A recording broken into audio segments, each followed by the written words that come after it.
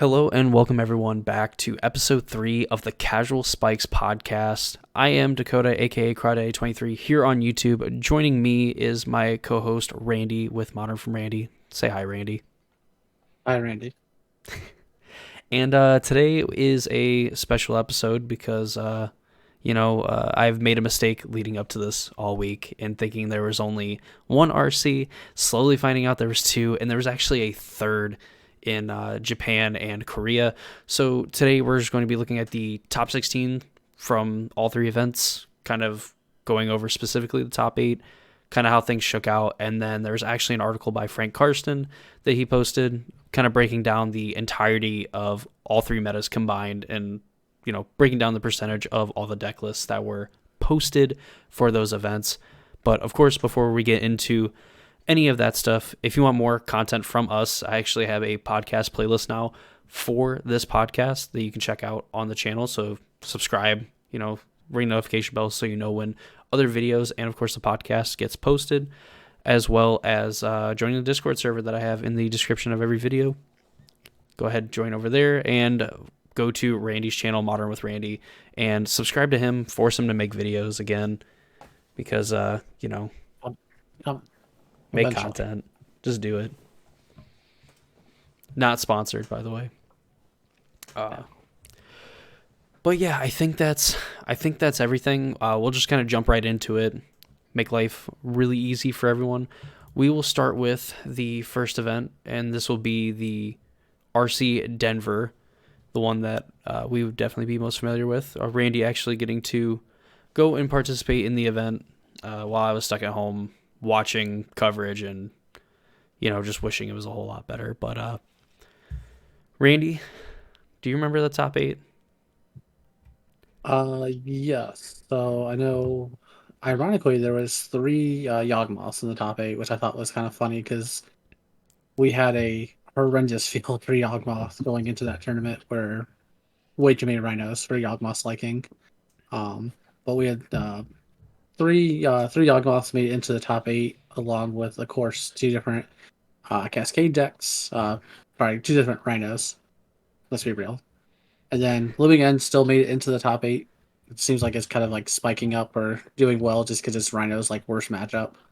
And then two Outliers basically made it in as well. You had Creativity and Four Color Control, which everyone thought was kind of dead. Both of those decks, just everyone thought was dead. Yeah. Like, Dude, the fact that Creativity at one point, I think in 2023, was considered like the best deck and it was like an unstoppable juggernaut, and then it fell off of a cliff really quick. It found out that the world was indeed flat and it sailed to the edge, I completely went taking a nosedive. from I went from I don't want to see this deck as a Rhinos player because I have to play specifically and around certain cards, and my sideboard kind of has to be tailored to this. To if I see Creativity, I'm just going to consider it as a loss because I'm never going to see that deck again. Absolutely crazy. And the fact that like four color control getting here as well, getting a companion in the top 8 as well, Hmm. and the only one within like a country mile of seeing any sort of real success. Yeah, I don't think there's anybody in the top 32 that was also on Four Color Control. Yeah, that sounds about right. Yeah, just quickly scrolling through that. Although there are way more Creativity decks than I thought there'd be in the top 32. Oh, Randy, you're blind. You need to get some new glasses. We have a four color control that got 15th place. Do we? And you know that's a good control player because their last name is unpronounceable. It was called the one Omnath, so I just kind of skipped over it. Okay, fair enough, fair enough. That is why. Okay, so still more than I thought there should be. There's also a second creativity deck in the top 32, which is again more than there probably should have been or anyone would have guessed there would be. Oh, God. All right, I knew I was going to, we're going to stick to this top 16, and we still are technically. But there's an Is It Merfolk deck that actually got 14th in the event. Kind of interesting to point out. Azorius Control. Oh my god. Yeah, Merfolk. I definitely thought Merc tied, and I was like, that's not impressive. I mean, for what's supposed to be Well, considered like essentially the mid-range deck of the format, you would think so, but I don't think there was actually any Murktide decks in the top 16, which I think was at least solidly, the third or fourth like best deck in the format, at least going into the weekend. yeah. So there were three Murktide decks in the top 32, though, bringing up 32nd, 31st, and 30th. Oh boy, holding it down. Yeah, holding down that trip to the Pro Tour. I mean, hey, they definitely. I mean, all the players in here scored a lot higher than me, so who am I to dunk on any of them for Oh, making oh, deck for sure. decisions? I never got a decision. I had decisions, but they didn't matter. If that helps. No, it just makes me sad. Look at this. All right. So I mean, we had Amulet Titan, which surprisingly, I know we talked about how Amulet Titan was like a deck that would probably stay low, considering that it is a very tough deck to pilot, but it actually went Mhm. up. I think it was almost got to 10% specifically at Denver. I think it was like the third most played So archetype. Yeah. what's the? Uh, according to the Yeah, yeah. yeah. Day one, it was 9%, which I mean is, excuse me, right about the same percentage we had at the European Grand or RC that we had kind of figured that would copy over. We thought maybe there'd be like a percent less or a percent more, but it was almost transparent to what we saw in Europe. So not too surprising, I think. I think a lot more people realize that you don't need to play test a deck for 6 years to be able to be good at it. You just need to actually put time and effort into it. You still need time and effort. Don't get me wrong. There's way too many lines for lands for that deck. But you don't need to put the 6 years in like everyone has always thought you needed to. I'll give you a big amen on that one. I might we might end up actually having to play this deck or something. I mean, there's something going on here. Yeah, well, I mean, Rhinos is going to get some kind of banhammer and make it worse, and then Amulet Titans is going to slowly still be the best deck in the format that doesn't ever get banned and not enough people play. Amen to that. Uh, so what do we Just got? don't ask a Titan player, because they always tell you that the meta is terrible for Titan right now. The meta's always Uh, bad, yet there's always like 5 to like 7% on average like playing the deck at all times. yeah, well, so no one can be playing counter spells, no one can be playing any kind of Blood Moon effects, and the entire deck, the entire format could just be like Jund style decks. And like, yeah, man, meta's bad for Titan right now. I wouldn't play it. And I'm convinced there's just a cabal of Titan players that constantly like we must spread the information that Titan's bad. We don't want to ban. There's only certain players that can play the deck all the time, like year round, and there's only a certain subset of players that can play it for like 3 to 6 months at a time to keep the percentage down. They're just carefully monitoring their percentages, always making sure they stay under that 10% threshold. And here's the rest of us idiots that are just like, oh, this deck's great. Like everyone's just picking up, playing it, whatever. And we're not like vetting these people properly and like, hey, like if you're really good, yeah, you can play this all the time. But like if you kind of suck, like you only get to play it for like 2 months. We don't want to artificially pump up our numbers. We want to keep them down. Exactly. Same with So Rhino should have done. yeah, I know you're gonna have to start vetting people because if you just let anybody like play rhinos, Randy, you're gonna be very sad when, instead of just banning one card, they just ban the whole deck.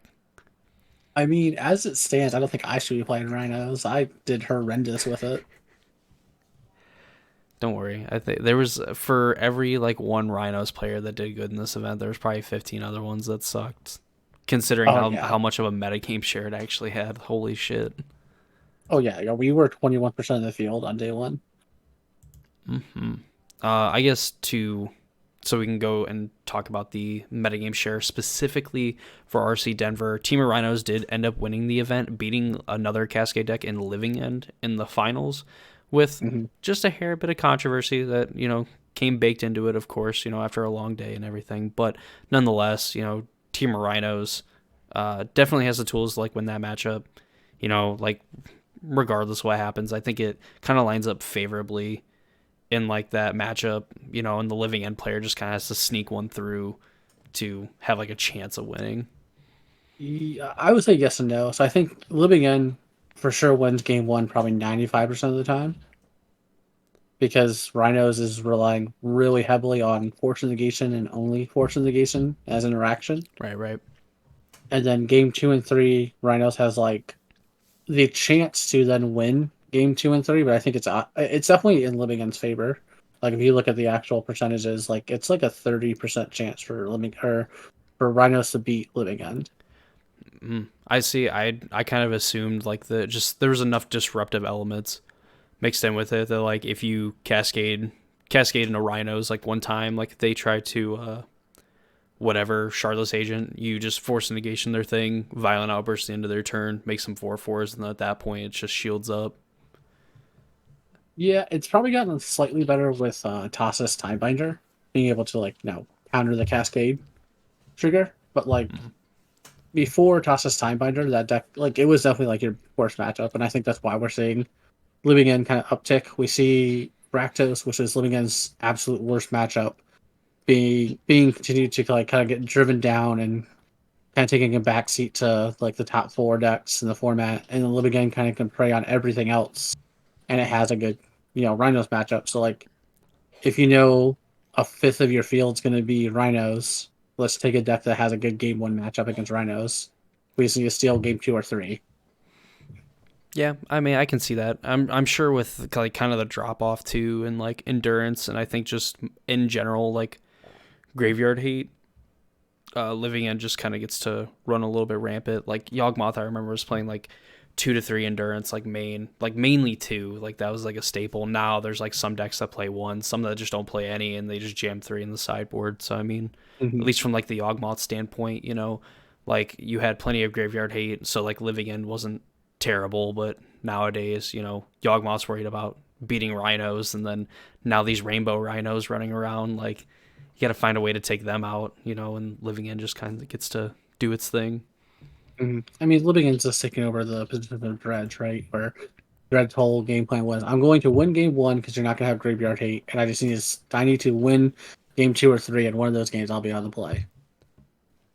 Yeah, I mean, that's Dredge's MO. And I mean, even like before all this stuff where, all these Cascade decks got to interact with like every single piece of hate, and like turns one and two, Living End was kind of the same way, where they were just going to dumpster you in game one, and then game two and Mm-hmm. three, they had a little bit more tools than Dredge, but not many more. They definitely weren't, I would say, as explosive, I guess, as like full power Dredge, excuse me.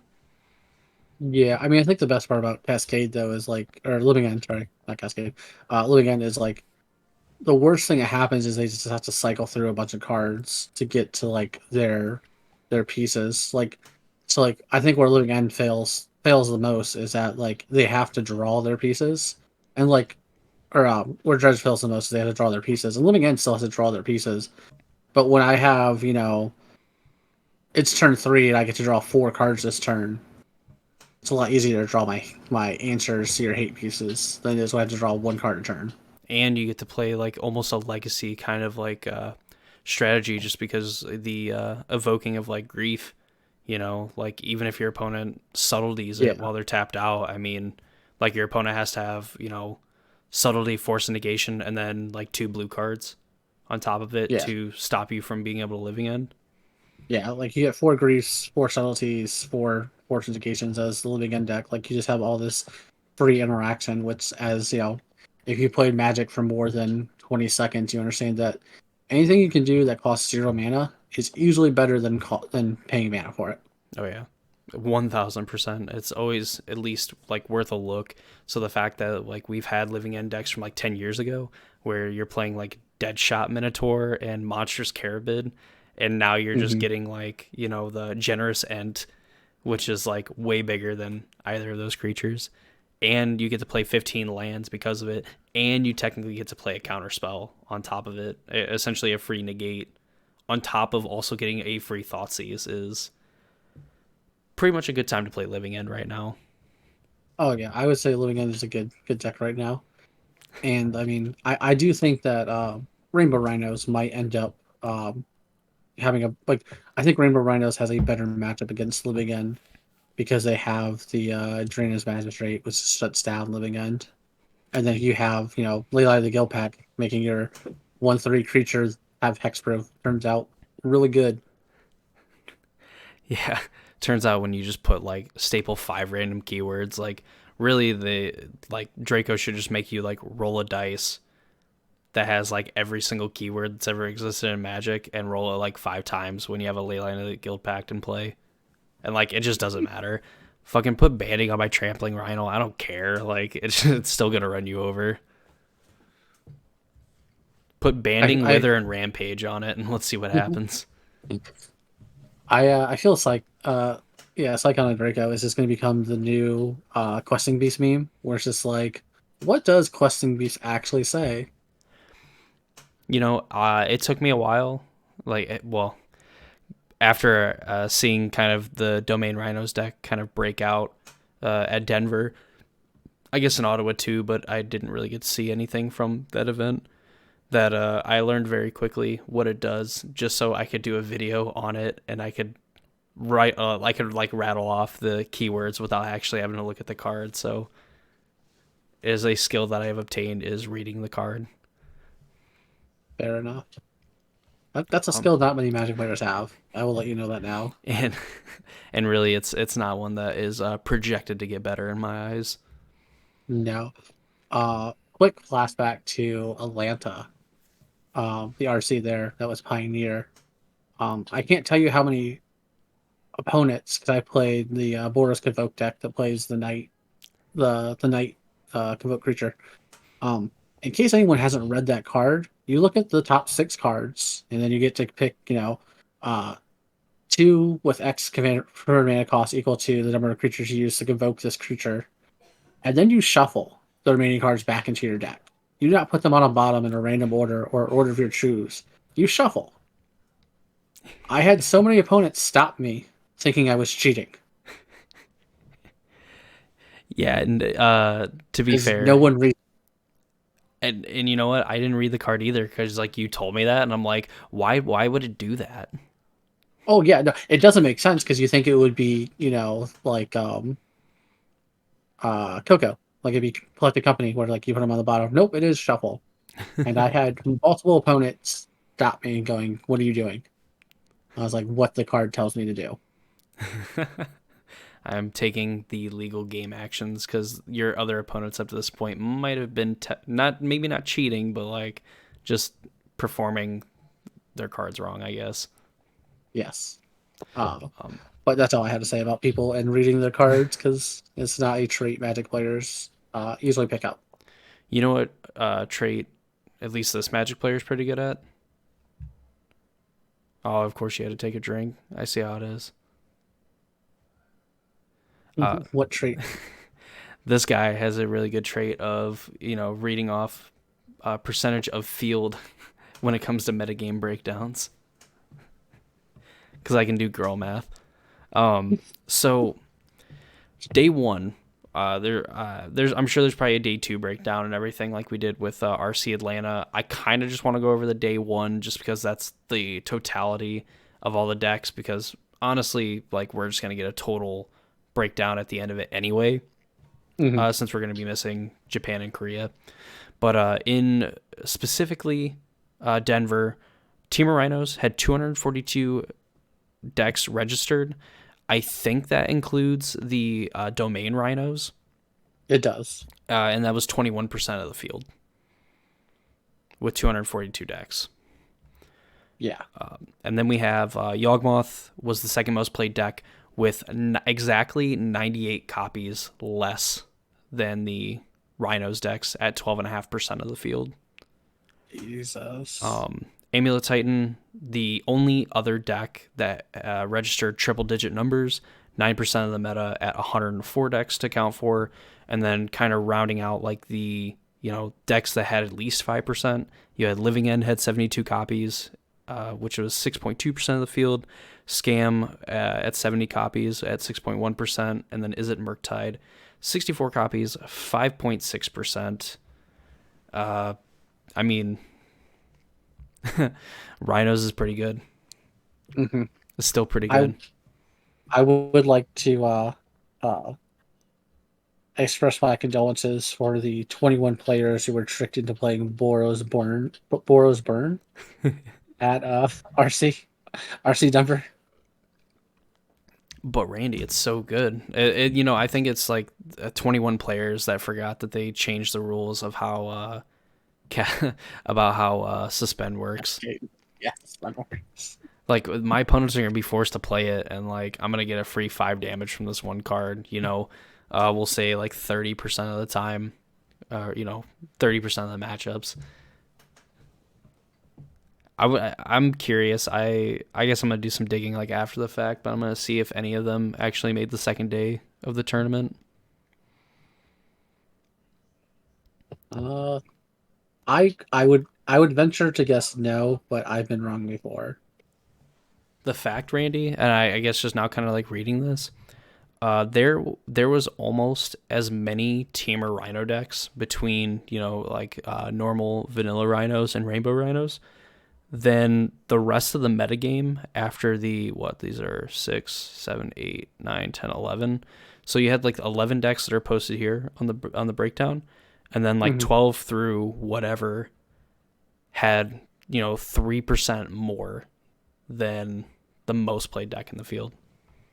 Jesus.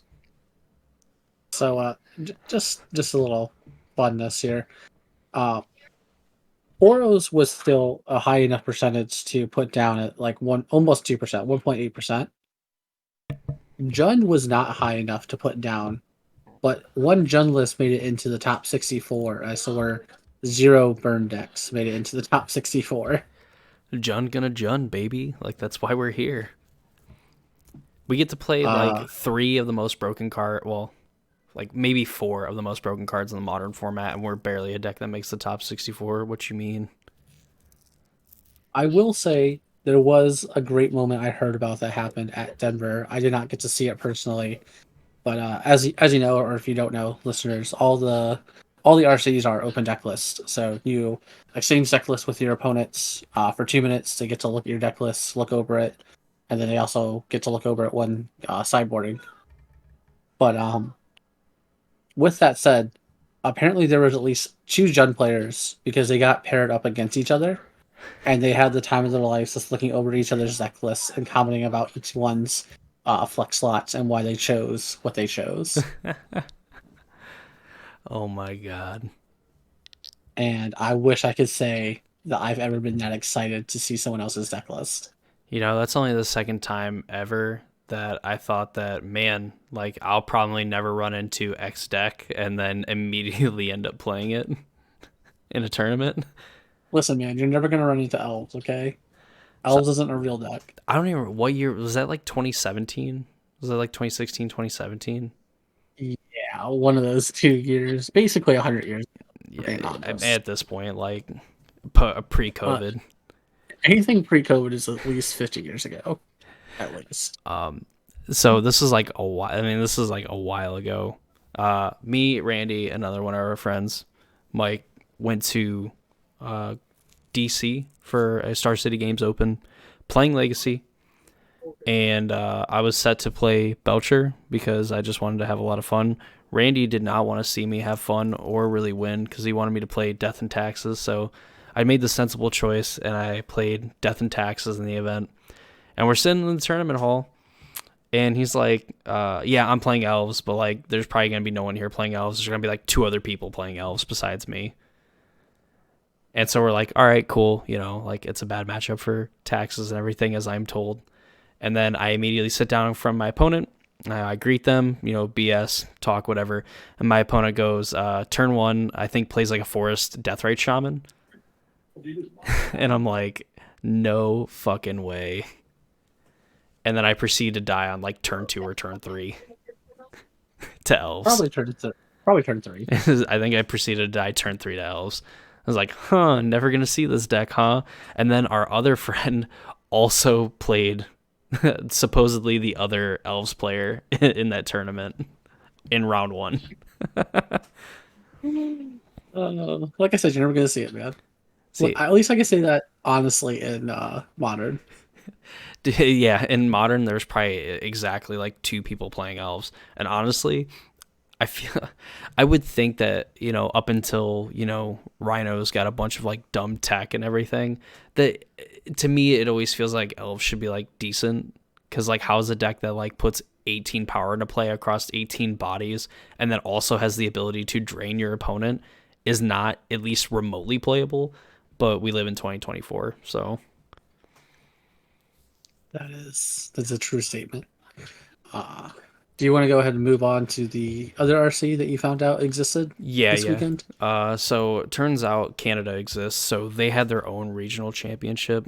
I kind of assumed that, like Canada, like for some reason that like Mexico, Canada, and the United States would have had one regional championship or whatever. They would all be a part of the same series, but turns out they're not. So RC My God. Ottawa. That might be the most American thing we've ever said. Where, yeah, man, I just assumed that every country just kind of consolidated with America, right? I mean, I mean, that. I mean, to me that makes sense, but like, whatever. I'm just a dumb American. I want to point out, I want to start playing in Canada's RCs. Just a quick thing here. Canada's RC had 478 players. America's had 1331. That's insane. Yeah, it's the largest RC to date. I've now been back to back to the two largest RCs. Atlanta was like 13 and 8 players, and now it's the Denver was 1331. That's We crazy. need I want them split up. I want East Coast, West Coast. East Coast, West Coast. See, now that's American. Like, we're so big that we get two different regional, and you can only qualify for one depending on where you live. Yeah, that's fine. I'm fine with that, but like split it up. You know how like that sucks. We get the raw end of the deal because I think there's like Florida.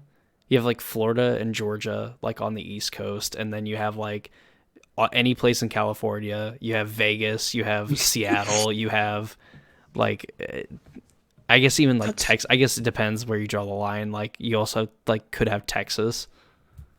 Yeah, that's fine. West Coast can suffer. They get everything else. They can suffer with a better player base. I will take the East Coast and have like 600 players instead of 1300 every time. You know, that's a good point. You don't have to finish like X1 and then have to sweat to top eight. Yeah, there. I don't think there was any X2s that made it into the top 8 of number. Oh, that's not even the right thing. Go here. But all joking aside, unfortunately, America is just going to continue to have like 4-digit like plus player events or regional championships. Yeah. And for some reason, they're going to go to Minnesota next. Is the next one? No, the next one is Dallas. Oh, okay.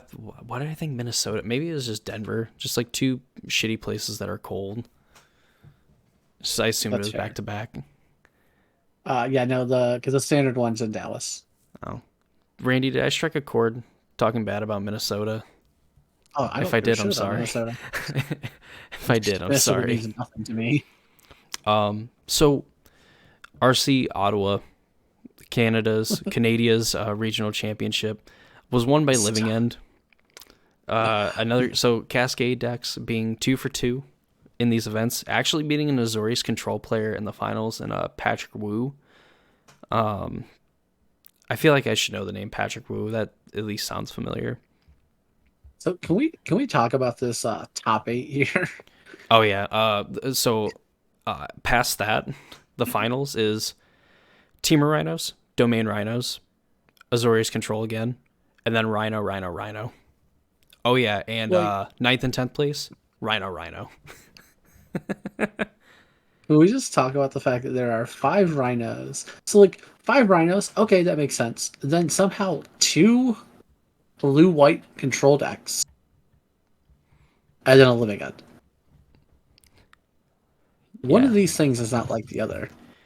dude, and like going even further. So like we have like 12 Rhino decks in like the top 10, and then you have a mono blue Tron player that got 13th in the event. You have 4-color control at 14th, Obzon Company at 15, and then another Team of Rhinos deck at 16th. Wait, Amazon company? Yeah, I'm assuming. Oh my god! Oh, Here, I'll open this up real this quick. this this man was living the dream. Hey Jamie, can you pull this up? Oh, so Obzon Company. It's the Samwise combo deck. Oh yeah, yeah, it is. I'm just pointing out the fact that this man decided to. He saw the format and he's just like, this is what I'm taking. This man's living in the future. This person, I should say, is living in the future. Yes, yes. I guess person. To be Their name is correct, yeah. I see. It is Philip, but I will not assume his gender Philip. in I'm the year assuming. 2024. I'm only assuming Felipe. Oh yeah, I'm you're probably right. I will Grammy Grammy Nazi on that. My God, I'm not Ricky Gervais. Uh, yeah. So But Obzon Company is like the Samwise combo deck. mhm, I mean, aside it's from Rhino's just absolutely like taking the dominating. trash out in Ottawa, like I mean, it did everything it wanted to do. Yeah, I Dominated. mean, there's Go not ahead. much to say. I am surprised Blue White Control put up two numbers. Kind of happy. Kind of surprising though. They they even finished. So I guess like they finished first and third as well overall after Swiss. Oh wow. So I mean, not only did they like get into top eight, I mean they essentially dominated the field. I think one of them, like I think was I think 11-1, and then double drew into top eight. So I think there's like one or two of them, like either between the two of them, they lost one match, or whatever until they got to like Mhm. the top eight. So I mean, pretty good to say the least. Um, Uh, so then like the metagame breakdown from that one, which is this one just has like all the decks that were like at about 5% of the meta, because it says over 5%, but Living End was like 4.6. So not quite 5, but I mean it won the event. Who cares? yeah. Rhinos in this one was just under 19.5 percent. Yawgmoth was just under 10%. Amulet Titan just over 7. Scam bordering on like 5.5. Murktide on about 5.5, and of course Living End at 4.6 as like the major decks playing in the meta game here. I guess nothing really surprising because it sort of kind of translates to what we saw in the Denver RC. Just obviously significantly less decks that were registered because there was like almost 1,000 less players in the event. Yeah, no, I mean it makes sense basically. Like we still are correct, or yeah, I guess correct on what we thought would be like some of the top decks. Obviously, the percentages are different because smaller playing field's going to have different percentages. But I mean, we still had what almost a 10% gap between the most played deck and the second most played deck. Once again, proving that Rhinos is just taking over the format. I think if Rhinos would have submitted one more deck, it would have had what 50. It would have been like 47. It would have been double Yawgmoth. Like it's just a hair under doubling the amount of Yawgmoth players. Jesus. Between Rhinos and Yawgmoth, yeah. And then of course there was what's that? That's like 50, 58. There's 58 more copies of Rhinos than there were the third most played deck. Yeah. So I mean, like Rhinos, at least for the first two RCs that we've looked at, I mean, completely just dominated the top eight here. I mean, all but winning the event. I mean, it Hmm. obviously destroyed the like 5 copies in the top eight. Uh, there was two more that were just bordering on the top eight. If Hmm. any of those like blue white players lose, or if the like Living End player loses because they finished eighth, they lose. There's 6 Rhino decks in the top eight with 2 blue Yeah. white control decks. Yeah. So I want to point out it was five Rhinos in the top eight and then eight in the top 16. So just like Rhinos dominated this top eight and top 16 basically. Like it's you know And half of the top 16 over half of the top eight. And for what it's worth, too, normally, when we see metagames where like one deck kind of like dominates the format, like I like to look at Pro Tour Lord of the Rings, where like Rakdos was like 20% of the metagame there, but like Mhm. only one deck made like the top eight, where it was like leaps and bounds played a lot more than like the rest of the format. So while I would say necessarily if you have a deck that is being played a lot, doesn't necessarily mean that many copies will kind of convert even into day two or let alone like top eight. Rhinos has absolutely flipped that script and has, just dominated, made it look easy. Mhm. I, the I mean, simple, I will say, as someone who's played Rhinos a lot, um, it is somewhat easy to pilot as a whole, and obviously there's more skill than anyone will say there is, because people are just like, oh, I cascade on turn 3, I win. Like, it's not that easy. I mean, sometimes it is, yeah. um, but like on top of that, like Rhinos is just the cascade deck that plays through hate so well. Like there's so many games I played of game 2 and 3 where my opponent's just like, I'm gonna go, Chalice, Engineer Explosives, another card, like, 3 or 4 hate pieces, and like, all right, I'm gonna cast Subtlety. I'm gonna cast back when Fury was a thing. I'm gonna cast Fury. Like, I'm just gonna cast these cards, and like now you have to deal with this plan. Like, it's the same problem that like Scam used to, or like used to have against Scam, right? Is like, oh, well, I can beat the turn one grief Scam effect, I was like, all right, cool. I'm gonna play 1 drop, 2 drop, 3 drop. Oh, cool. I can't beat that, Hmm. and I, Go ahead. that's Rhinos basically. Yeah, I mean we've talked about to ad nauseum at the point of just like there's just some draws from Rhinos that like nobody can really beat, and like I Mhm. think it takes a very specific hand in a lot of matchups to actually beat turn three, turn three, turn four, and even turn five like Rhinos, because that's just so much pressure, relatively early on, and it makes the deck hard to beat even when it gets to go 3 and 4, get to play Rhinos and stuff. Yeah, it's a good deck, and I do think something's gonna have to get hit out of it, or the metagame's gonna have to change. Randy, our There's just show's gonna suck if 50% of the meta is just Rhinos. I mean, yeah. I don't I mean, know to if be you've seen a female Rhino, but I ain't trying to milk that. Like we need bannings ASAP. I don't think we're getting bannings though until MH3 when they print the better Cascade spell, which is just gonna be called more Rhinos, and it actually makes 6 Rhinos that are 10/10s. It's like that meme where it's like eight blank bears or whatever. Yeah. Listen, Eight guys, the grizzly only bears. the only thing that can stop a bad Rhinos player is a good Rhinos player. See, we're taking the American approach to this, like, and really, if you think about it, like playing the Leyline of the Guildpact Scion of Draco, like combo that I will call it, is basically like the equivalent of like stopping a bad guy with a gun when you're a good guy with a gun. So the best thing I've heard about that deck is that people finally get to play Splinter Twin. We get to play a 4 mana enchantment that does not affect the board. We've come full circle, boys and girls. We're back to playing 4 mana enchantments that do nothing. Man, dude, that's great. There's so many things I could just say. Like the fact that that card came out and everyone's like, huh, like domain aggro or like domain zoo is gonna be awesome now because they just play Scion or Draco, and then the best deck in the format's like, yeah, but like, what if we took this and just completely ran away with it? Honestly, This is how more American can you get, Randy?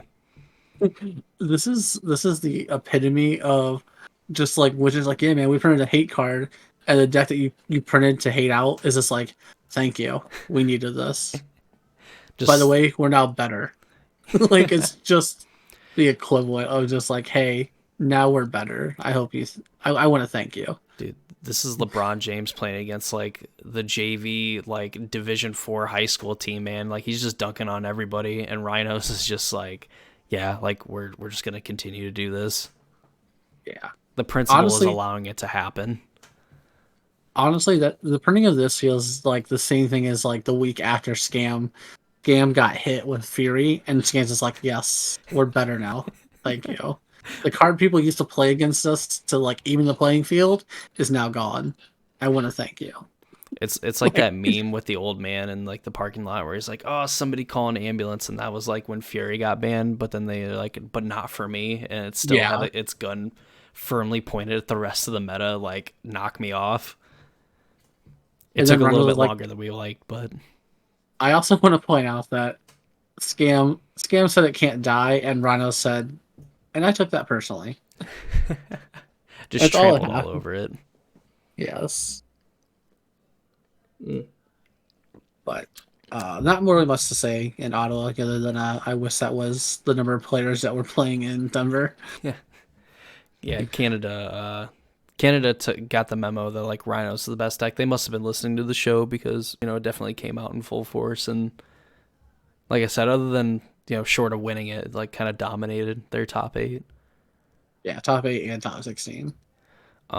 The uh, RC in Japan, Korea, it looks like Chiba might have been like the location of it. I'm assuming according to this article. We Gotcha. have Living in Team of Rhinos was the final in that one, so we kind of ran it back from Denver. This time, Living in getting the best of the Rhinos matchup, winning the event. Going farther, Rakdos Evoke, the deck that we were just clowning on, ended up making it to the semifinals, along with another Team of Rhinos list. And then we had Living in Rhinos. Yuki Ichikawa, which is I'm assuming it's the same, pro player and everything, like very, very, very good, very technical pro player, playing Esper Reanimator and making the quarterfinals. Yeah, I will say this is probably the most diverse top 8 we've seen. And even 'Cause we have, Amulet Titan, even like got 8th place in the event as yeah, well. first time Amulet Titan has made top 8, by the way, It out of these three. I and still think it's a yeah. good deck, and it's not like bad. But I mean, we have, Rhinos, Living End, the Esper Reanimator deck, Amulet Titan, and Rakdos Scam. Like, which sounds horrendous to say, like, oh, we got 4 decks in the top 8. This is a good variance. Like, that's I super boomer here. Like, I remember when modern top 8s would be like 8 different decks, Oh yeah. and you just be like, yeah, man, look, you could take anything and make it to a top 8. And that's definitely not the case anymore. You could literally take slices of craft singles, shove them in a sleeve, and then shuffle them together, register it, and you had just as good a chance of winning the event as whoever was playing the best deck at the time. Hmm. Even like crazier, like the top 16 is pretty, like I would say pretty diverse. At least has some newcomers here. So I mean, you have Burn that got 9th Yeah, place. yeah. Someone got the memo. Yeah, someone figured out that like Burn in these specific situations are good. So I mean, they got 9th. You have Domezu at 10th. You have Rakdos Evoke at 11th. Is it mid range, which might just be a like Wizards deck? I'll kind of bring it up here in a second and kind of look at it. Rakdos Food 13th, 4-color control at 14th and 15th, and then another Living End deck piloted by another pro, Ken Yukihiro, at 16th place. So that Izzet deck is probably the copycat deck that was in the top 16. Don't even. Uh, No, no, it's not nope. Izzet. But yeah, there's Oh, there's a there is a copycat deck in the top 16. this is yeah. This just looks like just a Murktide list. Okay, yeah, Boo. but there is a copycat deck, which is nice. Is that just like it's labeled under like 4-color control? Probably it's 4 colors. It's 4 colors with the ring and with Omnaths. I mean it and light halfling. So yes, Mm. but it is playing 3 Guardian, 3 Sahili Rai. So I mean, And just absolutely dunking on the competition. this deck didn't want to lose to Rhinos. It still definitely did, but like it was playing 1 Supreme Verdict, 4 Prismatic Ending, 4 Teferi, and then 2 Chalice, 2 Dovin's Veto, and 3 Flusterstorms in the side, with 2 more verdicts. Oh, we were trying. This man's like, it's going to be 20% of the field, and I'm going to eat that 20% of the field, and that's still only top 16. Yeah, I mean, in where Rhinos generously only put 3 copies in the top 8, It was an off day. it was an off day when almost half of the top 8 was one archetype. We'll do better next time, I promise. But you expand it even further, that's another 5 decks that made the top 8 that were Cascade decks, and the Yes. fact that Cascade essentially got the triple crown of having either Rhinos or Living End just take down the event.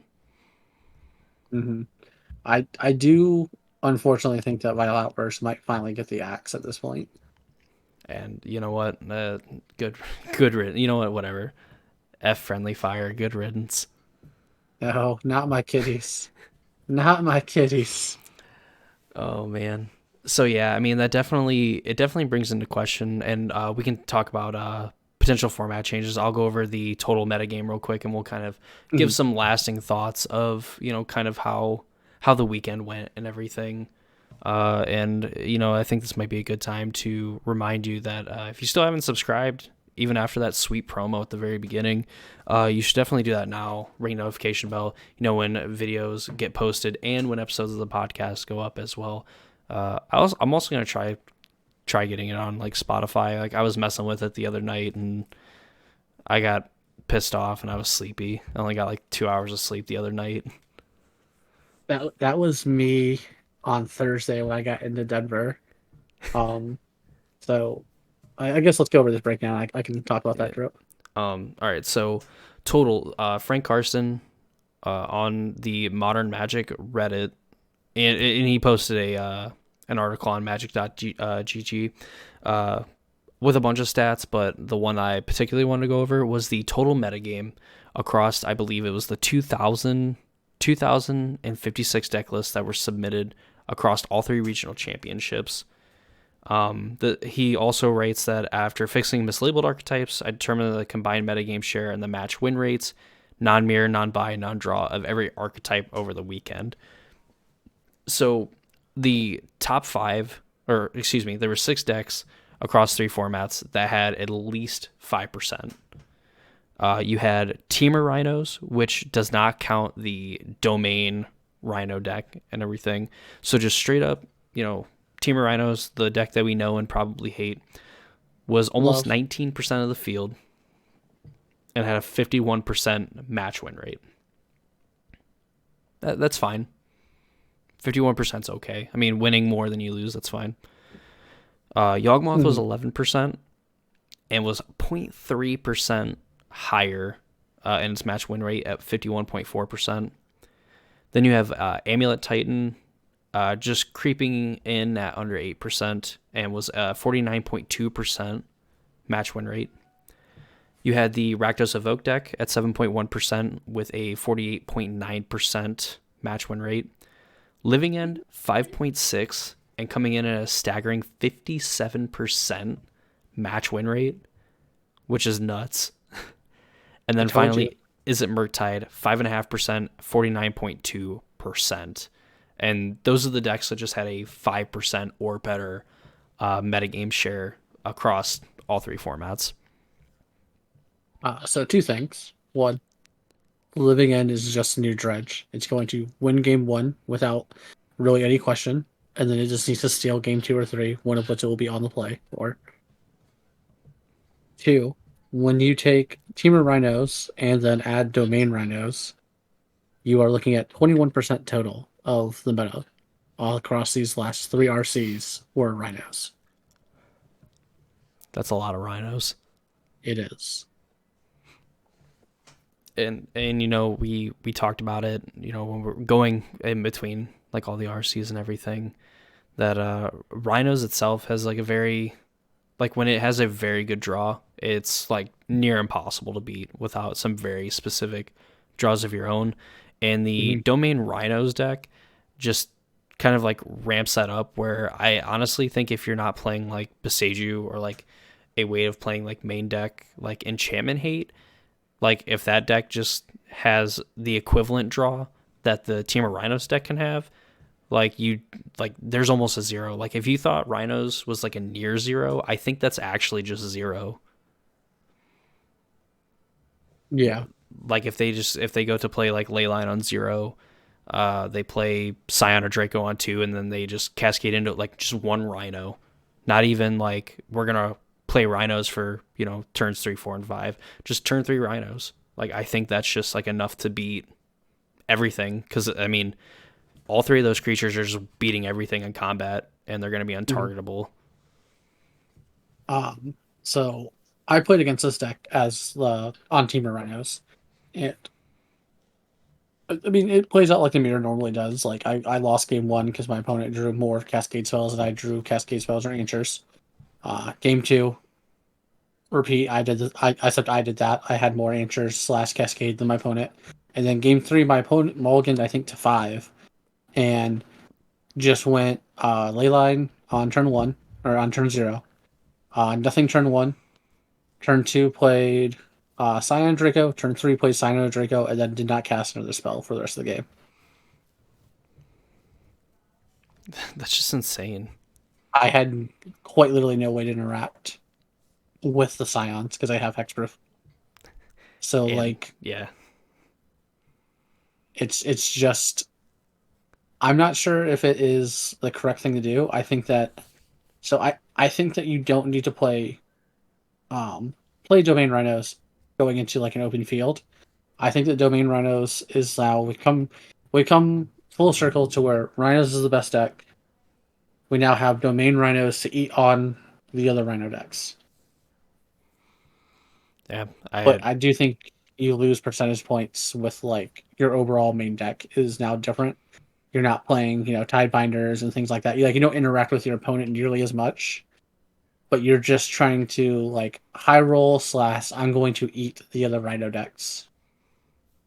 Oh yeah, and I think we looked at some of the lists before before we recorded the show, and I think the Domain Rhinos deck. I mean, they get to play like arguably the best removal and like Leyline Binding, Mm-hmm. and more than likely get to cast it for 1 mana on turn 2 a lot of the time.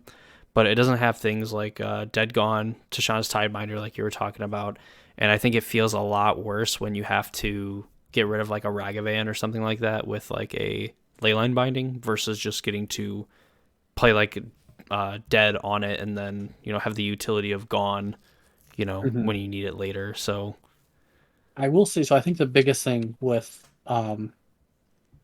Rainbow Rhinos is the mana base is much worse as a whole. So like if you don't have your turn one play line, I think the deck becomes a lot slower or a lot like clunkier as a whole.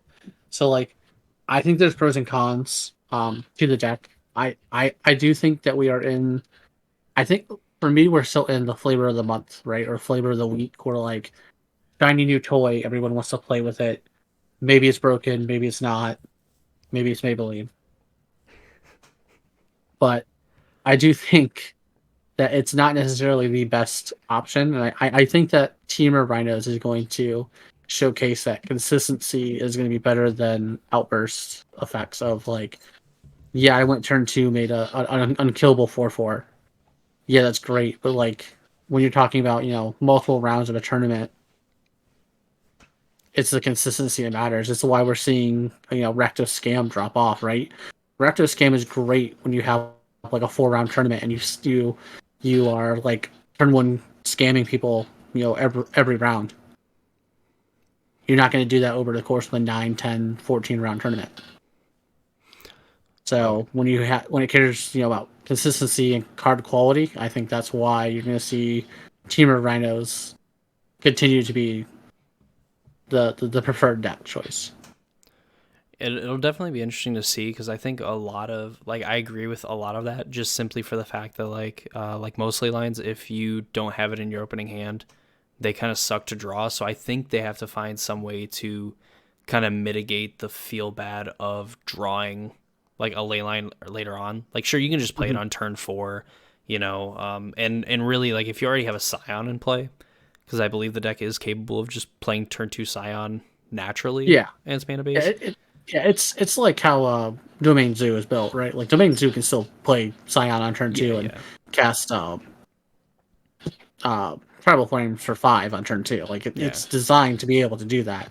but it's also much toward like you have to play Triumph on tapped. You have to, Mm. you are making concessions to have perfect 5 color mana. Yeah, and I mean, there's like some situations too where like you want interaction on turn one, and I think that's what Team of Rhinos offers. I think if you want to play definitely that more interactive strategy and like you're maybe not as comfortable as letting Ragavan hit you like one or two times before you're actually able to do something about it. You probably shift more towards like the Team of Rhinos version, and then you just try to, understand that you're going to play a more interactive game. And then if you're going to play the domain, you know, Rainbow Rhinos, that's way easier to remember than domain like Team of Rhinos or whatever the hell. Just like Rainbow Rhinos, perfect. If you play Rainbow Rhinos, you're priced into just like there's probably some early aggressive starts that I'm going to lose to, but I can mitigate that as long as I go, leyline opening hand into like Scion on turn two. Mm-hmm. And in a way, I think that kind of negates the card advantage of something like a Ragavan. Even if your opponent gets like that mana advantage, if they don't have a counter spell for your Draco on turn two, then that easily could be all she wrote. Oh yeah, like I said, I think it's a lot of it is going to be: is this a flavor of the month, or is this like here to stay? And obviously, it's hard to say what is what because we're getting out. We are out of modern season essentially. We're at the tail end of standard RC season or RCQ season, going into Pioneer RCQ season, which hopefully there's about like 4 or 5 different bans and or unbannings to make that format playable. Um, but we're getting away from modern, so it's hard to say what's going to happen with modern, or you know. And I think that we're in a point too where I don't think we're going to see any bans for modern until MH3. Yeah, and I think we said that it was going to come up like in the spring of this year. Like it Yeah, was I like think quarter two, that's quarter three. yeah, I think it's quarter 2. I would have to go back and look. I don't know for sure. I just know I have to go watch spoilers to see what's the new best deck's going to be. Oh my god, I don't even know like what I mean. I'm kind of hoping they reprint like the con slash onslaught fetch lands in that set. Yeah, I thought about selling my Wooded Foothills because they're ridiculously expensive right now. On the Mm. fact that I'm 95% sure they're gonna get reprinted in MH3. But I was like, the moment I sell these is the moment then that these don't get reprinted. I cry. And we're back to like this time the onslaught fetch lands are the price of the Zendikar fetch lands like way back when. Mm-hmm. And it's like it's crazy to me that I think it was like modern masters like 3 modern masters 2017 we saw the Zendikar fetch lands get reprinted, and then MH2 we saw them get reprinted, and I want to say they saw another printing somewhere in between as well before the onslaught ones got any more attention. Yeah, I'm not sure on the third one, but yeah, we got 2 printings, and then now we're on to yeah. I need the onslaught ones to get reprinted. I need my one shot piece. Man, yeah, I mean I want to be able to like finish my set of Bloodstained Mire. I mean, really Bloodstained Mires and like Flooded Strands, and that be kind of neat. Uh, you fool! I have those. My bad, my bad. All right. Hashtag blue gamer. So now that we kind of have all the information and we've managed to make it through, sanity slightly intact. Randy, what do we need to change about modern? We need to do something. So I generally can't tell if Cascade is just this broken of a thing, or if it's just we're just in this like perfect environment, right? Mm-hmm. And I don't know what the correct answer is. I mean, it probably is like we probably need to ban Violent Outburst. As much as I don't want to say that because I have way too much money in my Violent Outburst. True, Um, true. anyone doesn't know what I'm talking about, just look up the Secret Layer Violent Outburst. Super cute, super worth the money. It's not, but it's super worth the money. Um, but I mean, I think that solves a lot of the feel badge or problems of the Cascade decks, right? Because like that's the problem with like Living End, I think especially like where there's like, hey man, I'm gonna Violent Outburst at the end of your turn.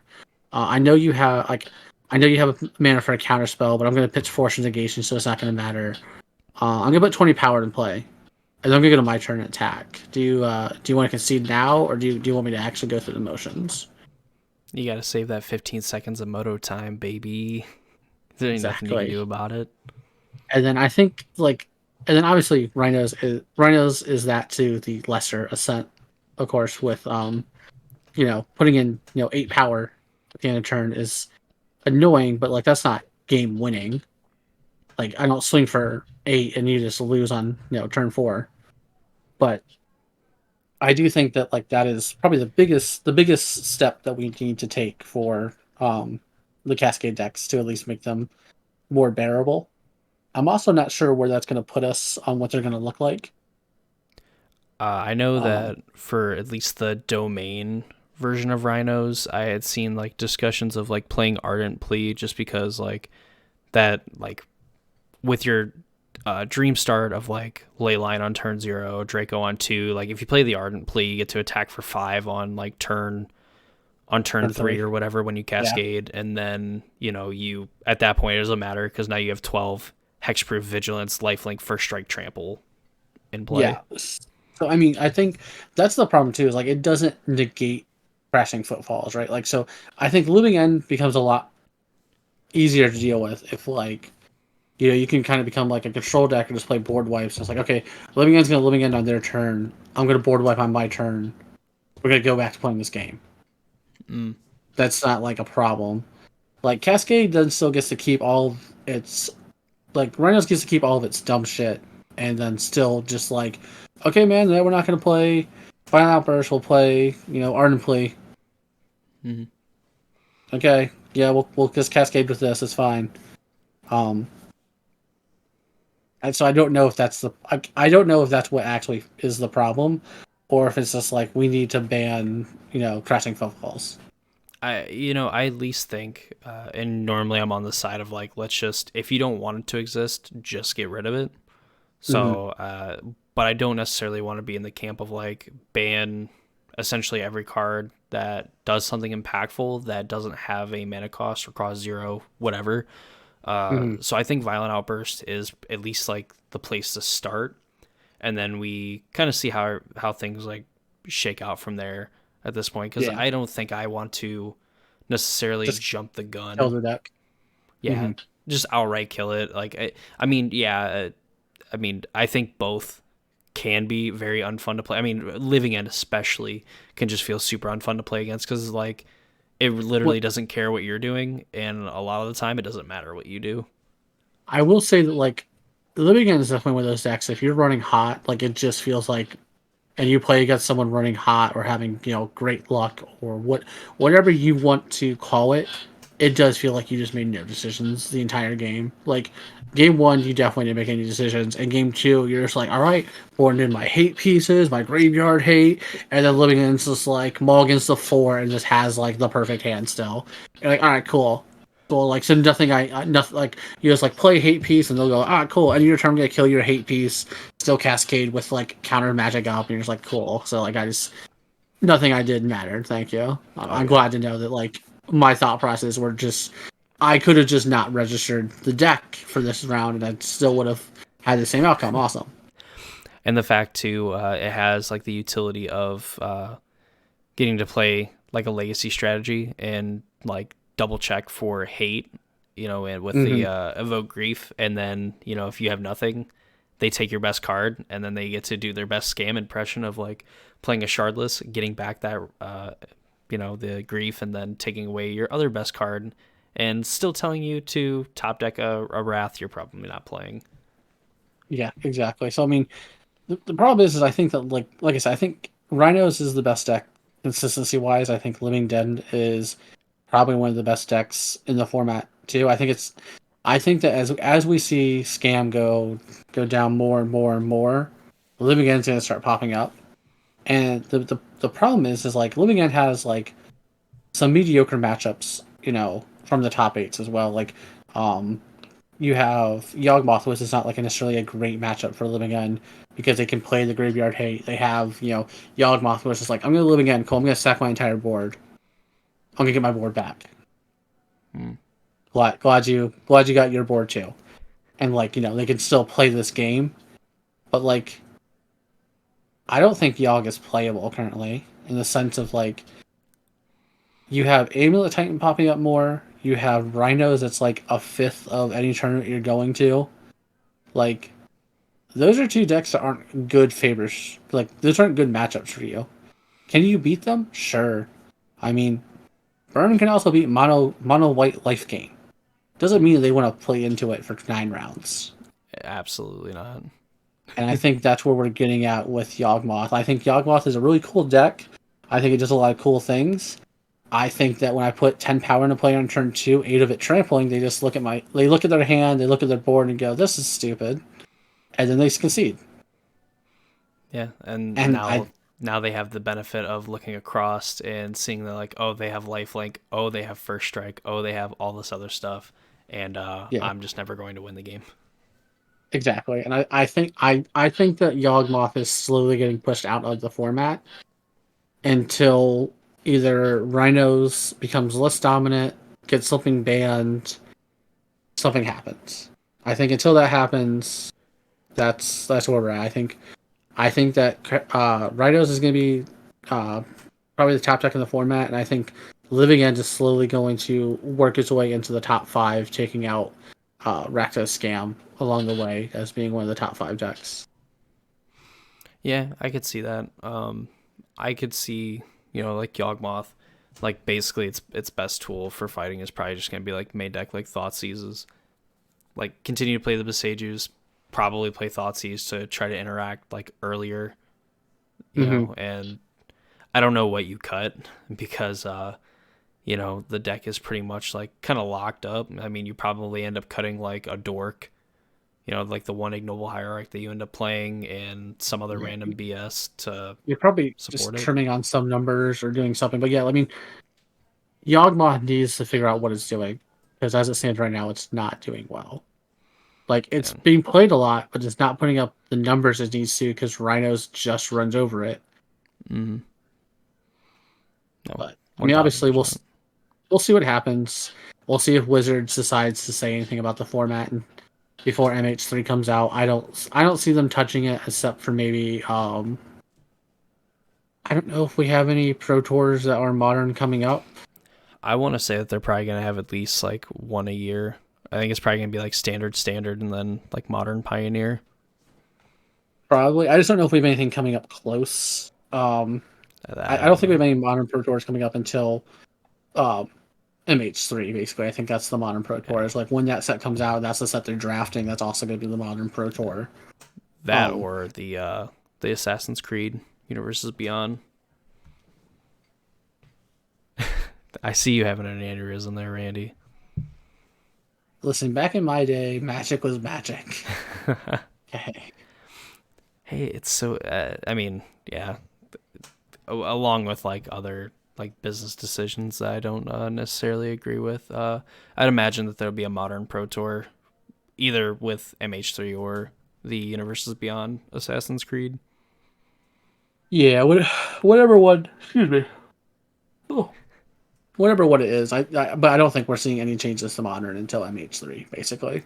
Yeah, I think it's gonna take When we like an find out the extra new god. best bet. Yeah, when we find out the new best tech is still rhinos because they get to equip rhinos with hidden blades and one shot their opponent I'm after just opening looking up an forward. attraction and I'm just looking forward to MH3 having some new Cascade card. oh, it's something just dumb. So, you know what they're gonna do? They're gonna take out they're gonna ban Violent Outburst, and then they're just gonna give us a new instant speed Cascade for like 1 or 2 mana. They're gonna be like, look. We heard your problems about Violent Outburst, and we agree. So now we've made uh 2 mana, draw a card, blue green, Oh my Cascade. god. Just making sure we can still pitch to both Force of Vigor and our Force of Negations and our subtleties, along with also drawing a card and cascading. Because obviously the +1 power was the problem with Violent Outburst, right? Yeah, the fact that it could just literally end a game by giving you those last precious points of damage. How about That was the problem, right? That's yeah, what Wizards gonna hear about that. Everyone keeps talking about Violent Outburst needing to be banned. It must be that power. Just that extra damage is getting through. yeah. Instead of just getting to staple, make 8 power onto a card that also draws a card. Yeah. That'd be so. Violent That'd be so Outburst just stupid. says make 8+ power. That's so gross. Like Valiant. I mean, I keep saying it, but like the Rainbow Rhinos, like in their little combo and stuff, like Violent Outburst, like especially hits hard. Yes, it does. I mean, you thought like 2 Rhinos getting 1 power between the two of them. Imagine your Shardless Agent, both Rhinos, and a Scion getting that extra power.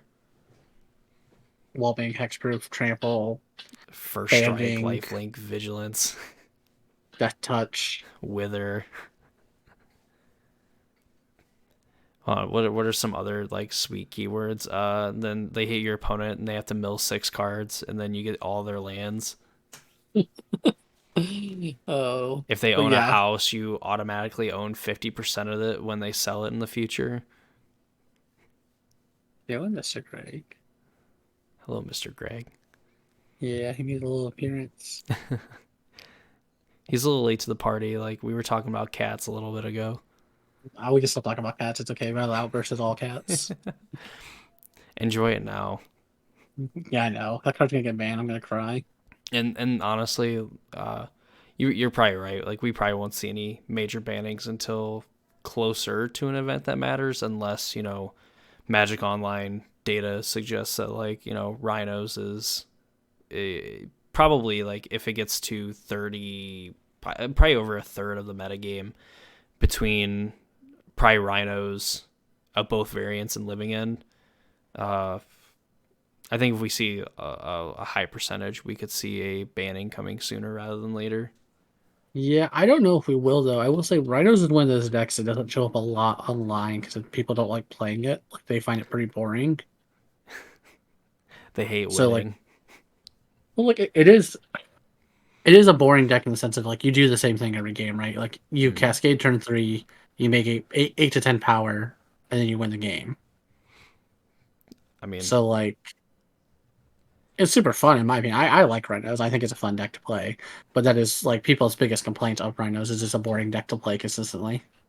that doesn't stop Living End players from like still registering Living End. Like you do the same thing, just sometimes you bring back an extra like hexproof dude, and like that's it. Yeah, I mean you're not wrong. This is what people say. Yeah. Well, people are wrong. Like I'm out to win sometimes, says the Yawgmoth player. I mean, I took the best deck of the format and still went 1-4 in Denver, so All right, let's run it. Give me a standard deck. We'll play standard in Dallas. I'm not flying out to Dallas. I'm not queued yet. No, let's go. Let's hop in the Okay. car. Fuck flying. Oh, uh this was interesting to me. They fired 30 um Resecues in Mm-hmm. Denver. So there's 32 players per Resecu. Okay. So that's 960 players for those 30.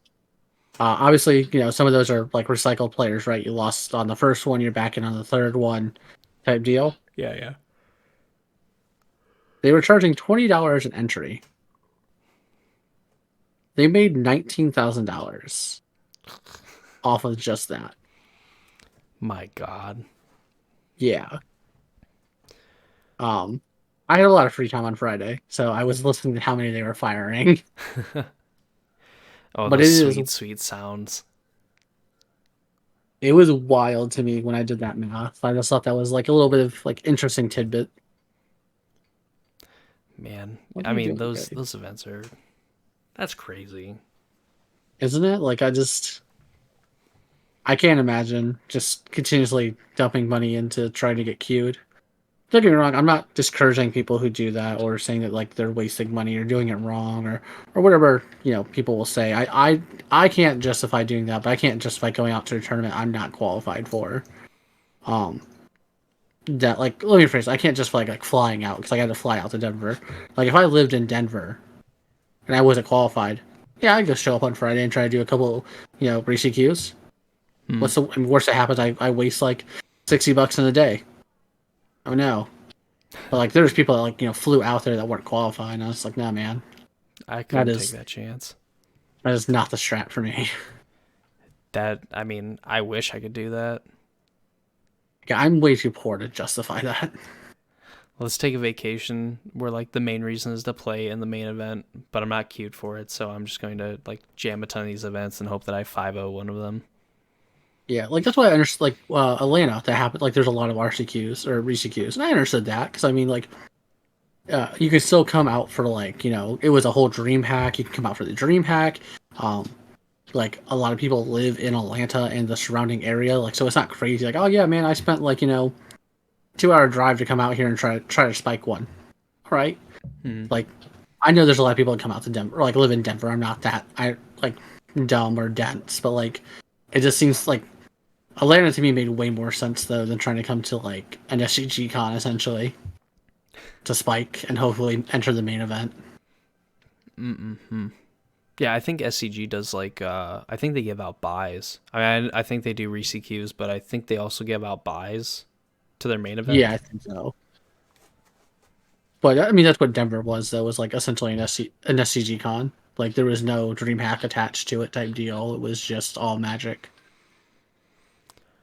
Well, hopefully one day we can get some pretty good commentators for the Star City since they're going to be taking over regional championships apparently by the end of this year. Yeah. Make magic commentary great again. Please, I can get behind that. Well, Randy, I think we covered everything to do with modern. I guess we can't really say we talk about competitive pioneer if we don't say something about competitive pioneer. So ban everything, ban everything that's fun, and make the format boring. I mean, so I'll just do a quick rundown here. Blue Eye Control is now the number one deck in the format with 15% of it in the last 2 weeks, according to MGG Top 8. Arclight Phoenix is still at 14%. Rakdos mid range aggro, whatever you want to call it, is down to 8% of the format. Um, Artifact aggro is up. And Soul Artifact, that's the card, Yep. is up to 7%. Aggro's kind of like making a bounce back. Uh, Amelia combo is down to 7% of the field. I still think that deck is a problem because it pushes out aggro for the most part. Um, but it is absolutely wild to me that blue white control is the essentially biggest percentage holder of the format. Yeah, blue eye control holding it down. So I mean, as it stands now, I guess if you're looking to go into the Pioneer formats for the next RCQ season, I would suggest either picking up Arclight Phoenix or Blue Eye Control and just starting to learn it. Do Um, it now. Outside of that, I don't have much to say. We're gonna start. I'm gonna start, unfortunately, getting back into Pioneer because that's my life and my life choices at this point. Uh, but yeah, I'll probably start getting back into Pioneer because I'm gonna have to, just since it is a format for the next RCQ season, and standard season's almost over. And sometime in March is when we end the RCQ season for standard. So see if I can't spike an event here towards the end. I might try to get in on Amelia combo and try to run that deck once Pioneer season starts. I have basically the whole deck, so let me know if you need anything. Probably most of it, to be honest with you, But you can aside you can from have it. chords and stuff. I mean, hopefully too. With Apex, hopefully soon announcing some details with their season 4 event. Uh, Mhm. I mean, they always do, Modern and Pioneer for their qualifier and stuff on the same weekend. So, maybe Yeah, have to register one creature deck one day and then another creature combo deck the next day. I'll give you rhinos. It's okay. You can play real deck. Please. I want to actually win, please. Uh, I've but bad luck with rhinos. Like every time I play it, I'm like, I mean, this I think it's just me as a Magic player in general. I'm like, I'm gonna do A, B, and C, and then I just like auto pass through A, and I'm like, what the hell am I doing? Just like I my mean, reflexes got the best of me. I had some terrible luck in Denver with my draws and mulligans. I don't think I kept a 7 card hand the entire weekend. Seven's a luxury. Yeah, 6 is a real hand. That's what I always say because I have to mulligan so much. I could play a deck that like designed to never mulligan, and I would always get the hands you have to mulligan. The feel like the 2%. Yeah, yeah. I played a lot of 6 and 5 card hands all weekend, drawing into somehow the worst draws possible. To be fair, the domain rhinos players probably play with like 5 and 6 card hands all the time That's because fair. they have Leyline in their hand. I will say I got to play standard on Sunday, and I got to live the dream with Bant Toxic. You killed them. I did, but I got to go. So I went turn one, Rot Priest. Okay. Turn two, second Rot Priest, attack for 1 toxic, get 1 toxic in, or 1 poison in. Mm-hmm. Turn three, Rot Priest. Rob Priesttron, hello. Turn four, March of the Mist. Pitching March of the Mist. Give you nine infect. Win the game. It felt so dirty and wrong, and I loved it. That's so stupid. It was the dumbest thing. My opponent over here is like playing Boros Convoke and just like they have like their turn three they had put like 18 power I think into play and just like with their Oh, the domain deck. no it's the Boros deck in standard. Oh, okay. Boros Convoke is basically legal in standard. You get to play everything but Veteran Loxodon in standard right now. Boo. But they definitely had like 18 power in play with a I can't think of that the 3 mana spell that gives all the creatures +1 in haste. That's a good question. 3 mana spell Yeah, I gives them can't. all haste. Yeah. Oh, Imitating Recruiter. Oh, okay, yeah. Yeah, with like that like face up in their hand, and was like, all right, I'm gonna give you nine poison. Yeah, that's me winning the game before you have a chance to kill me, sir. Oh, it was so dumb. I loved it. I had so much fun with it. It's standard, man. I don't know. I heard it's good, but maybe I'll try to play it if Mana Traders runs the standard series next month. That's fair. It's fun. I don't hate it. I think it's an okay format. I'm not gonna get any more into it than I have to. Amen to that. I'll drink to So by that. that I mean I have to build the Boros Convoke deck in standard, and with that I mean I got to pick up like 8 cards. He's got to swap out the cards that are only Pioneer legal for the standard legal ones. Basically. Well, Base. Yeah, go ahead. I don't really have anything to talk about. no. I think we're pretty good. I think we covered everything I wanted with the RCs and everything. I think we got a pretty good base, if you will, for probably what Modern will end up looking like once I don't know. Hopefully, once degeneracy goes away. Yeah, I What's mean our we're just gonna wait and see what happens in MH3 and what gets banned or doesn't get banned. And if violent outburst does get banned, we will find a nice shelter to take your violent outburst to.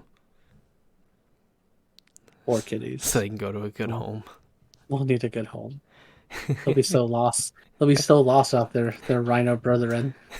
Oh Uh, man. Well, all right, everyone.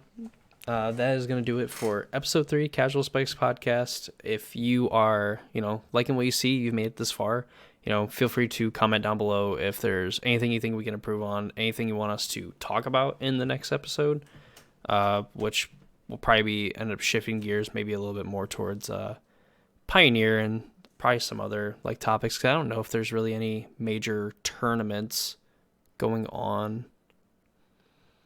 Chicago is coming up, the Pro Oh yeah, Tour. is it Pro Tour Chicago? Huh. Yes. Yeah, Wow. it's the Magic Con / Pro Tour. I tell you what, I could have like just a whole like half-hour rant about how bad I think Wizards is, and whoever their marketing department is. They probably got laid off with those 900 people at Hasbro, because like Hasbro's a piece of shit company. But the fact that like no, like I just never know like when these events are happening or how many of these events are happening. I knew it was going on like 2 days ago. I will say they did sell out of tickets. I don't even understand how. I don't know how, because like I just feel like I'm so out of the loop. Commander players. The Commander players, whatever. I mean, they're cool when they shower. Commander players are what sells the tickets to Magic Con events because they do a lot of shit with Commander players. They give out a lot of cards that Commander players care about. They do a lot of things for Commander players. They do a lot of things with the creators, and creators do a lot of things with Commander players. Um, Commander players unfortunately drive Magic a lot, and I don't agree with most Commander players or agree with most things of Commander as a whole. But they help keep Magic alive, so I can't be too upset with them. I disagree with them. So, is that this weekend or is it next weekend? Next week, it's the end of April or end of February. Oh Way wrong boy. on my. All right, 5,000 likes. Me and Randy will invade Chicago. I mean, it won't happen, but like, could you Yeah, imagine? sure. Yeah, deal. Because there's no way 5,000 people are watching this episode. Do you know there's like a meme where it's like two people playing like video games and they're like all right, the next game we lose we're going to go to bed, and the other one's like haha, so we're never going to sleep, and they like it shows a clock and it's like 1 o'clock, and then 1:05 that person's in bed. That's kind of Right. how that's going to be. It's like 1,000 people like will end up going, and then it's going to get like 4 dislikes and no likes. But yeah, I think we've wrapped everything up pretty nicely. Kind of said what we wanted to about the RCs. Definitely Cascade is probably one of the. Well, I guess Rhinos is the best deck in the format. I think Living End is going to continue to pop up and do better until either Graveyard Hate happens or Rhinos doesn't become is no longer the best deck. Yeah, I think I can get behind. I can get behind and agree all that. I think we're gonna really find out in the coming weeks if Domain Rhinos is like that flash in the pan deck, or if it could potentially rival its identical twin brother. Maybe not identical. I guess they'd be like fraternal twins. Yeah. But ceramics aside. All right. Jesus. All right. Officially wrapping it up this time. We are from the Midwest, so like that's kind of like the Midwest goodbye. Is like the wrap up is like 15-20 minutes after, and you just have to start it sooner each time. Of course, if you enjoyed this episode of the podcast, you want to see more, check out the playlist. We have a few episodes before this one that you can check out, and if you subscribe, ring notification bell, you'll know when future videos get posted. The videos we try to get up every Saturday, usually in the morning, like 8-10 in the morning. Usually is when they go live. So and we get a decent amount of content out of it. I'd say so. Yeah. You hear some fun stories from some bordering Magic boomers. I think that's at least where we're getting to now. with how long we've been It feels, playing. it feels like it. It feels like it. Um, and yeah, if you have any questions that you would like to ask us, anything we can improve on, any comments, questions, concerns, whatever, please feel free to leave them in the comment section of the video. I mean, you're definitely gonna hurt my feelings because that's just the kind of person I am. But I will read and accept any criticism on my Uh, end. they they can not hurt my feelings. I went 1-4 in Denver after starting off 1-0, so I Future am boxing immune to match. pain. We're gonna have our own creator clash like style event, and it's just gonna be Magic players boxing other Magic players. Dude, that would be so cool if there was like a boxing event where like different players from different TCGs just like ended up boxing each other. How insane would that be? Um, I would now know what the bullies felt like who bullied the nerds in the 1980s movies. Think we have like the big main event. We have the professor, probably the biggest Magic YouTuber, you know, and then he has to fight someone from the Yu-Gi-Oh community. We finally decide which game is the better game. But with that, we are the Casual Spikes podcast. It's gonna go ahead and end this now before it gets even weirder and we lose the two people we have who watch this. Hey, you can't stop me. I'm the one that's recording. Touche. Touche. But yeah, Randy's right. Like, comment, subscribe, all that. Support us, support the channel and everything. Hopefully, eventually, we'll kind of get things put on like Spotify, and I'll try to like back catalog all the episodes that we have. And yeah, I think that's gonna do it. Get out of here, you crazy animals.